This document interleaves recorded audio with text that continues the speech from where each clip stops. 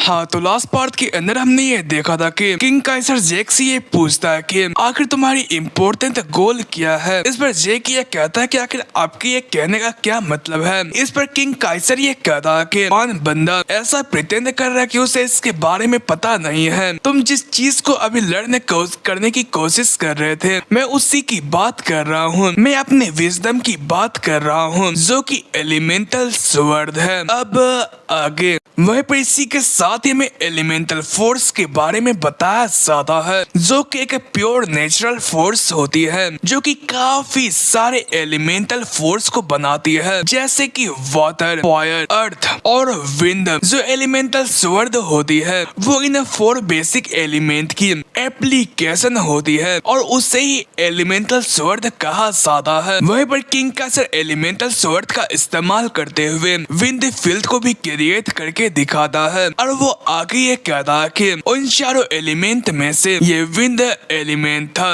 और इस elemental force का जो सोर्स होता है वो ईथर होता है। ये सुनकर जेक अपने मन के अंदर ये कहता है कि जो उसकी एक्सप्लेनेशन और जो उसकी पावर है वो काफी तगड़ी है। वहीं पर सामने का सीन दिखाया जाता है जहाँ पर उसके एक मामूली के अटैक के कारण से ही काफी बड़ा गड्ढा बन चुका था। वहीं पर किंग काइसर उससे ये कहता है कि अब तुम्हारी बारी आ चुकी है। वहीं पर जेक अपने मन के अंदर ये कहता है कि तो यहाँ पर एलिमेंटल फोर्स का सोर्स ईथर होता है, लेकिन मुझे काइसर के अंदर से ईथर की कोई भी फील नहीं आ रही है। क्या एलिमेंटल फोर्स को कन्वर्ट करने में कुछ सीक्रेट को भी इन्वॉल्व किया गया है? वो आगे ये कहता है कि तो क्या आप मुझे ये बता सकते हैं कि आप कौन से तरीके का इस्तेमाल करते हुए ईथर को एलिमेंटल फोर्स के अंदर चेंज करते हैं? उसकी बात को सुनकर किंग काइसर काफी हैरान हुआ। तभी वो अपने स्वर्ड के अंदर फायर एलिमेंट को लाता हुआ ये कहता कि मैं बस ऐसी ये चीज कर लेता हूँ, इसलिए मुझे ये नहीं पता कि आखिर मैं तुम्हें इसके बारे में कैसे एक्सप्लेन करूँ। इस पर जेक अपने मन के अंदर ये कहता कि आखिर ऐसे ही बंदे मेरे मास्टर क्यों बनते हैं। ऐसा नहीं है कि मुझे इस जगह पर कुछ फील नहीं हो रहा है, लेकिन जो ये बंदा है वो काफी अच्छे तरीके से ईथर का इस्तेमाल कर पा रहा है, जिस कारण से मैं इसे फील नहीं कर पा रहा हूँ। तभी वो अपने स्वर्ड को रेडी करते हुए ये कहता है कि ठीक है, मैं अपने आप इसे ट्राई करूंगा। इस पर किंग काइसर उससे ये कहता है कि अगर तुम कैसी भाषा में बात कर रहे हो। वहीं पर जेक अपने मन के अंदर ये कहता है कि काइसर ने पक्का मेरे सोल मैनिफेस्टेशन को एलिमेंटल फोर्स कहा होगा। अगर ऐसी बात है तो जो सोल मैनिफेस्टेशन है वो भी एलिमेंटल फोर्स को यूटिलाइज कर सकती है और वो ये कहकर अपने सोल मैनिफेस्टेशन को अपने स्वर्ड के अंदर लाना शुरू कर जाता है और वो इसका इस्तेमाल करने ही वाला होता है कि अभी किंग काइसर उसके सर के ऊपर स्वर्ड से मारता है और वो उससे ये कहता है कि मैंने तुम्हें एलिमेंटल फोर्स का इस्तेमाल करने को कहा था, तो आखिर तुम कैसी चीजें कर रहे हो? आखिर तुम कौन सी एनर्जी का इस्तेमाल कर रहे हो और तुम्हारी इंकांटेशन क्या है? ये सुनकर जेक भी काफी हैरान होता है और वो इंकांटेशन के बारे में पूछता है। इस पर किंग काइसर ये कहता है कि जो इंकांटेशन होती है वो ड्रैगन्स की एक्सक्लूसिव डोमेन होती है। मुझे ड्रैगनोइड्स के बारे में ज्यादा कुछ नहीं पता, लेकिन जो इंसान है वो उनके एनर्जी को इस्तेमाल नहीं कर सकते हैं। भले तुमने इस जगह पर अपने किसी भी पावर का इस्तेमाल करा हो, तुमने अपने लिमिट को काफी आगे तक तोड़ रखा होगा। ये सुनकर जेक भी काफी हैरान था। किंग काइसर आगे ये बताता है कि यहाँ पर ड्रैगन और इंसान की जो सोल की डिफरेंस होती है वो काफी ज्यादा होती है। तुम भले ही उसे इमिटेट तो कर पाओगे, लेकिन तुम्हारी जो पावर की इफेक्ट है वो उतनी नहीं हो पाएगी। मुझे ये नहीं पता कि आखिर इसे डेवलप किसने किया है, लेकिन ये गधे वाली बात है। ये सिर्फ एक लो ग्रेड की इंकार्टेशन है। अब मुझे ये लगता है कि तुम्हें इसके बारे में समझ में आ चुका होगा। इस पर ये काफी हैरान था और वो अपने मन के अंदर ये कहता कि यहाँ पर मैंने इंकार्टेशन के बारे में काफी बार सुना था। जब मैंने बहामूत के दिल को एब्जॉर्ब किया था तो मुझे ये बताया गया था कि मुझे इंकार्टेशन तो मिल चुकी है, लेकिन मैं उसका इस्तेमाल नहीं कर सकता हूँ। अगर जो सोल मैनिफेस्टेशन है वो इंकार्टेशन की बेस्ड टेक्निक है, तो जब मैं ताकतवर हो जाऊंगा तो मैं यहाँ पर इंकार्टेशन को अनलॉक कर सकता हूँ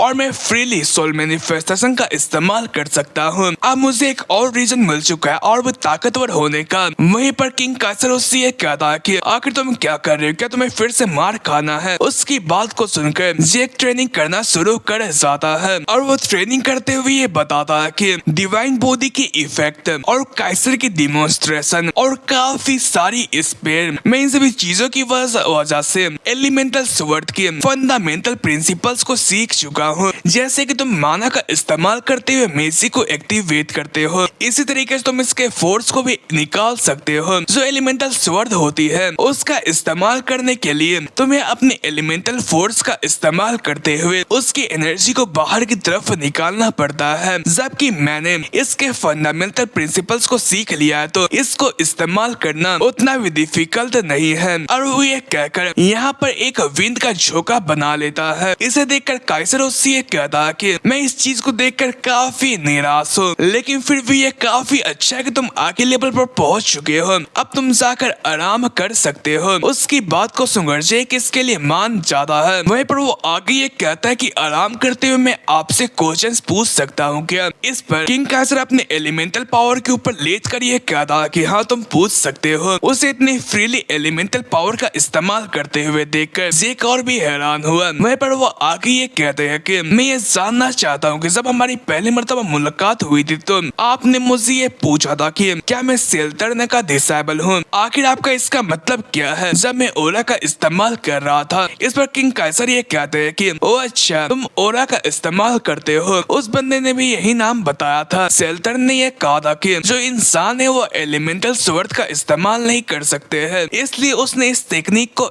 इस्तेमाल करते हुए इसे क्रिएट किया ताकि दूसरे इंसान इसका इस्तेमाल कर सकते थे। मुझे ये बिलीव नहीं होता है कि मैंने जो उसे टेक्निक्स दी थी उस टेक्निक्स को उसने ऐसे ही छोड़ दिया। वो सेल्टर्न ड्रैगन काफी ज्यादा बेकार इंसान है। यह सुनकर जेक काफी हैरान हुआ और वो अपने मन के अंदर ये कहता है कि क्या सेल्टर्न ड्रैगन, क्या जो हीरो किंग का जो राइट हैंड मैन था वो एक ट्रैकर था जिसने की ओरा का इस्तेमाल करने की खोज करी थी और ऊपर से वो एक ट्रैकर था, तो आखिर उसके बारे में ज्यादा लोग क्यों नहीं जानते हैं। वहीं पर वो आगे ये कहता है कि मैं समझ चुका हूँ, लेकिन क्या मैं आपसे स्पिरिट रेलम के बारे में पूछ सकता हूँ, जहाँ पर स्पिरिट कैसे रहते हैं? मैंने एलिमेंटल स्वॉर्ड को एक्वायर किया और मैं स्पिरिट्स के पावर को फील कर पा रहा हूँ, लेकिन मुझे उनके कॉन्सेप्ट के बारे में समझ नहीं आ रहा है। इस पर किंग काइसर फिर से आराम से अपने एलिमेंटल पावर का इस्तेमाल करते हुए ये कहता है कि तुम इस चीज को इस तरीके से देख सकते हो। वहीं पर उनकी पावर के इस्तेमाल करने की वजह से जेक के सामने एक बड़ी सी एलिमेंटल स्वॉर्ड की विंड फील्ड बन जाती है। वहीं पर दूसरी साइड से किंग काइसर ये कहता है कि अगर मैं स्ट्रिक्टली बताऊं तो जो ये चीज उसे तुम आफ्टर लाइफ कह सकते हो, जिस रेलम के अंदर तुम अभी मौजूद हो उसे तुम लाइफ रेलम कह सकते हो, और जब तुम अपने शरीर को छोड़ते हुए इस रेलम से बाहर जाओगे तो तुम स्पिरिट रेलम के अंदर चले जाओगे, जहाँ से वापस आ पाना नामुमकिन है। तुम्हारे सामने एक दीवार खड़ा हो जाएगी जिसके सामने क्रॉस कर पाना काफी मुश्किल है। जेक ये कहता है कि हालांकि इंस्ट्रक्टर आपने ये कहा था कि जो मेरी एक सोल का हिस्सा है वो स्पिरिट रेलम के अंदर मौजूद है, तो और साथ ही साथ एक सोल होने के बावजूद भी आप मेरे सामने हैं। इस पर किंग काइसर अपने वॉल को हटाता हुआ ये कहता है कि वैसे ये मेरी पहली दफा है कि मैं तुम जैसे केस को देख पा रहा हूँ, लेकिन यहाँ पर काफी सारे ऐसे लोग हैं जिन्होंने रेलम्स को क्रॉस किया है। मेरे हिसाब से एक ड्रैगन ने तुम्हारी हेल्प करी होगी। उसकी बात को सुनकर जेक हैरान होता वो ये कहता है कि क्या ड्रैगन? इस पर किंग काइसर ये कहता है कि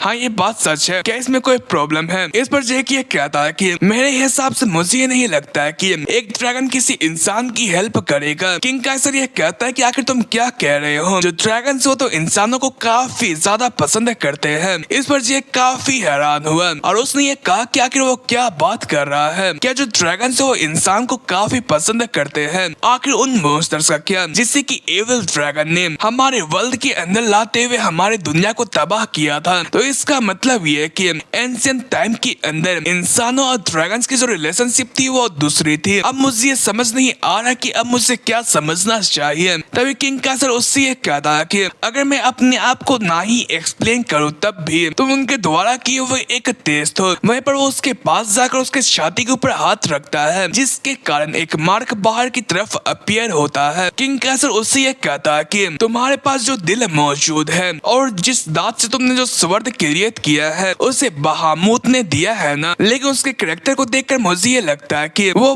पहले काफी क्यूट हुआ करता था, इसलिए वो ये चीज आसानी से कर सकता था। जेक अपने मन के अंदर ये कहता है कि यह सुनकर ऐसा लगता है कि जो एविल ड्रैगन है वो किंग काइसर के साथ काफी फ्रेंडली था, इसलिए मेरे ख्याल से मुझे ये लगता है कि मुझे उस बात को सीक्रेट रखना चाहिए। वो आगे ये कहता है कि आपने सच कहा, यहाँ पर जो बेहमूद थे उन्होंने हमारे क्लैन को इस चीज को दिया था और इस चीज के लिए हम उन्हें काफी एडमायर करते हैं। मेरे ख्याल से मुझे ये लगता है कि यहाँ पर कोई गलत फहमी हो चुकी होगी। इस पर किंग काइसर हंसता हुआ ये कहता है कि वो बंदा तो काफी ज्यादा केयर करता है दूसरों की, लेकिन मुझे ये लगता है कि वो काफी गुस्से वाला बंदा था, इसलिए उसका सामना कर पाना काफी मुश्किल होगा, क्योंकि उसने क्रोनोस के साथ मिलकर काफी टाइम तक फाइट करी थी। इस पर जेक हैरान होता हुआ अपने मन के अंदर ये कहता है कि क्या क्रोनोस एक और ड्रैगन का नाम था। वहीं पर जेक आगे ये पूछता है कि क्या आपका क्रोनोस से मतलब किंगडम का तो नहीं है। मुझे ये सुनने को आया है कि जो किंगडम का नाम है उसे लॉर्ड क्रोनोस के द्वारा लिया गया है। इस पर किंग काइसर ये कहता है कि हाँ ये बात सच है, मैं उसका कॉन्ट्रैक्टर था, वो उस वक्त पर मेरे सामने बैठा हुआ चाय पी रहा था, इसलिए मैंने उसी के ऊपर वो नाम रख दिया था। इस पर जेक अपने मन के अंदर ये कहता है कि क्या चाय पीता हुआ ड्रैगन। वहीं पर किंग काइसर ये कहता है कि वैसे क्रोनोस ने इसके ऊपर ज्यादा रिएक्ट नहीं किया, और वैसे भी जो ये बात है वो मैंने अपने आप को काफी टाइम तक याद रखने के लिए ये नाम रखा था। इस पर जेक अपने मन के अंदर ये कहता है कि हजारों साल पहले जो ड्रैगन और जो इंसान थे वो एक साथ खुशहाली के साथ रहा करते थे, और उस वक्त पर एक बहुत ही पावरफुल ड्रैगन ने बिना किसी कॉन्ट्रैक्ट के इस किंगडम की हेल्प करी थी, लेकिन जो चीज थी वो इंसानों के लिए काफी ज्यादा अनबैलेंस हो सकती थी, इसलिए यहाँ पर इंसानों को बचाने के लिए उन लोगों ने अपनी ताकत को सप्रेस करना शुरू कर दिया, और उन लोगों ने कॉन्ट्रैक्ट के जरिए इंसानों के साथ कॉन्ट्रैक्ट बनाना शुरू कर दिया, और किंग काइसर ने भी इसी दौरान एक ड्रैगन के साथ कॉन्ट्रैक्ट बनाया था। जेक अपने मन के अंदर ये कहता है कि तो इसी वजह से जितने भी एंशिएंट लोग थे वो काफी पावरफुल हुआ करते थे, क्योंकि उनके पास ड्रैगन से हेल्प मिला करती थी। लेकिन मुझे ये समझ नहीं आ रहा कि आखिर ड्रैगन और इंसानों के बीच आज जो रिफ्ट बनी है वो क्यों बनी है। तभी किंग काइसर आगे ये कहता है कि तुम्हें खामोश देखकर मुझे ये लगता है कि मैं सो जाऊंगा। इस पर जेक अपने मन के अंदर ये कहता है कि मुझे सारी की सारी इंफॉर्मेशन निकालनी होगी। वहीं पर वो आगे ये कहता है कि आपने 2000 साल तक अपने सक्सेसर का इंतजार किया, क्या आप इतने टाइम तक इंतजार कर सकते थे। इस पर किंग काइसर ये कहता है कि मैंने काफी घमंडी डिसेबल को पिक किया है, मैं ये देखना चाहता हूँ कि आखिर तुम कितने टाइम तक इस एटीट्यूड के अंदर रहते हो। वो खड़ा होकर ये कहता है कि अब तुम्हारा फाइनल कोर्स ये है कि तुम्हें मुझसे ड्यूल करना है। हालांकि जो ये चीज है हमने आज तक जो कुछ भी करी है उससे काफी ज्यादा डिफरेंस है। इस पर जेक अपने मन के अंदर ये कहता है कि जो उनकी आसपास की ओर है वो काफी चेंज हो चुकी है। वहीं पर किंग काइसर ये कहता है कि हम लोग यहाँ पे एक रूल को ऐड करने वाले हैं, आज से और अभी से खाना पीना और सोना सब कुछ बंद है। और उसने ये कहकर आसपास जितने भी दरवाजे थे जिनके अंदर सोने के सामान या फिर खाने के सामान थे उन्हें बंद कर देता है, और वो आगे ये कहता है कि जब तक कि मैं रुकने के लिए नहीं कहूंगा जो ये दीवार है वो ऑफ नहीं होने वाला है, और तुम्हें मेरी ही तरह की एलिमेंटल स्वॉर्ड का सेम एलिमेंट इस्तेमाल करना है। जेक ये कहता है कि अगर मैं इस रूल को ब्रेक कर देता हूँ तो इस पर किंग काइसर अपने पूरे के पूरे एलिमेंटल स्वॉर्ड के फ्लेम फील्ड को इस अरीना के अंदर फैला देता है, और वो जेक के ऊपर अटैक करते हुए कहता है कि अगर तुमने रूल्स को ब्रेक करने की कोशिश करी तो तुम्हारी जान भी जा सकती है। और इसी के साथ ही जो एपिसोड होता है वो इस जगह पर एंड होता है। आई होप कि आपको ये पसंद आएगा। तब तक के लिए sayonara, take care and bye bye.